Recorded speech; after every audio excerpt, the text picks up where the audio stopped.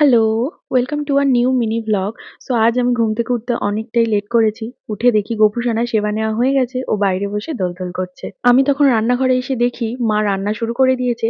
আর আজকে দিদা আর ভাই আমাদের বাড়িতে খাবে, তাই স্পেশাল রান্না হচ্ছে। আর এদিকে আমার দিদাকে দেখো চোখ বন্ধ করে কি যে বকে বুঝতে পারি না।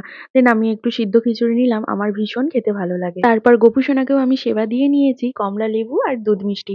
এই শীতেই দুধ মিষ্টিটা ভীষণ পছন্দ করে আমার গোপু সোনা। এদিকে আমি বেরিয়ে দেখি দাদু, দিদা আর আমার ভাই আমাকে ছাড়াই খেতে বসে গেছে। আমি খেতে বসতে যাবো কি, পিছন থেকে মা ডাক দেয়। বলে কি ডিমগুলো ভেজে দে। এদিকে মা কাকিমাদের জন্য খিচুড়ি প্যাক করছে, আমি ডিমগুলো সব ভেজে নিলাম। আর ওদিকে আমার বাপি কি করছে দেখছো? বেগুন গাছগুলোয় লাঠি দিচ্ছে, যাতে গাছগুলো আরো সুন্দরভাবে বেড়ে ওঠে। দেন আমিও ভোজন করতে বসে গেলাম। আর আমাদের গাছের বেগুন আর কাঁচা লঙ্কা কাকিমাদের দিচ্ছে।